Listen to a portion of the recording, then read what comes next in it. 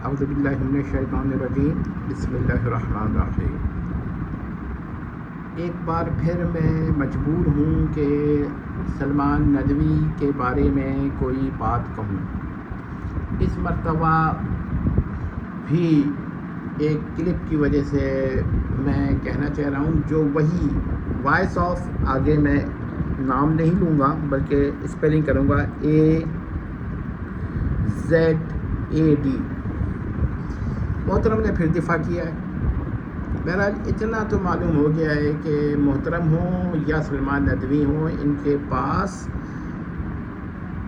جن صحابہ کے مخالف ہیں، ان کے پاس کوئی یہی جو دلائل پیش کیے کیا جا سکتے ہیں وہی کیے گئے ہیں۔ لیکن میں پوچھتا ہوں محترم AZAD صاحب سے کہ سلمان ندوی نے ایک مضمون قرآن کے ترتیب کے اوپر خامی پر بھی لکھا تھا۔ اب کیا آپ تسلیم کرتے ہیں کہ یہ مضمون کفر تھا یا یہ کفر نہیں تھا؟ اگر آپ یہ کہتے ہیں کفر نہیں تھا تو ہم یہی سمجھیں گے کہ صحابہ کی گستاخی، خواہ کسی بھی صحابی گستاخی کی جائے، اس کا ایک اثر یہ ہوتا ہے کہ قرآن کے اوپر کہیں نہ کہیں کسی نہ کسی حوالے سے شک پیدا ہوتا ہے۔ یہ جو موجودہ ترتیب ہے نا، ترتیب موجودہ جسے کہیے، یہ ثابت ہے۔ اب کوئی اور ترتیب کوئی اگر لے کر آتا ہے تو آپ اس پہ کیا حکم لگائیں گے؟ پہلا تو میرا یہی سوال ہے۔ اگر آپ کفر کا حکم لگاتے ہیں تو پھر آپ سلمان ندوی کا دفاع کیوں کر رہے ہیں؟ اور اگر سلمان ندوی کا دفاع کر رہے ہیں تو کیا آپ کو معلوم نہیں ہے کہ انہوں نے ترتیب پر بھی اعتراض کیا، نظم پر بھی اعتراض کیا؟ قرآن کے نظم اور ترتیب پر اعتراض کرنا یہ کفر ہے۔ کم از کم مسلمان کے لیے، کافر اگر کرے تو اس کا جواب دیا جائے گا۔ اب یہ دو باتیں ہو گئی۔ اب ایک تیسری بات جو نہایت ہی ادب کے ساتھ میں محترم سے کہتا ہوں کہ آپ نے صرف یہی سمجھ لیا ہے کہ سیدنا معاویہ کے خلاف یہ بولتے تھے، لہذا علماء اس کے خلاف ہو رہے ہیں جو بول رہے ہیں۔ ہاں، جن علماء نے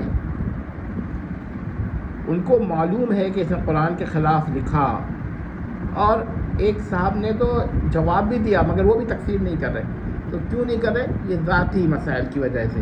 ورنہ ہم یہ کہتے ہیں کہ اگر کوئی ذات، دیکھیے ان کے نزدیک قرآن کی ترتیب پر اعتراض اگر کفر نہیں ہے تو یہ خود ان کا کفر ہو جاتا ہے، اور اگر ترتیب پر اعتراض کرنا کفر ہے تو سلمان ندوی کا دفاع کا کیا فائدہ ہے؟ اور تیسری اور آخری بات یہ میں بھی کہتا ہوں AZAD صاحب سے کہ آپ بعض صحابہ کی مخالفت میں اتنے نہ چلے جائے کہ قرآن کے اوپر ترتیب پر معترض، یعنی کہ آبجیکشن کرنے والے پر اس کے آپ دفاع کریں۔ کیا یہ آپ، قرآن تو آپ کا بھی ہے نا، یا لیکن ایک بات ہے، جو صحابہ کی مخالفت کرتا ہے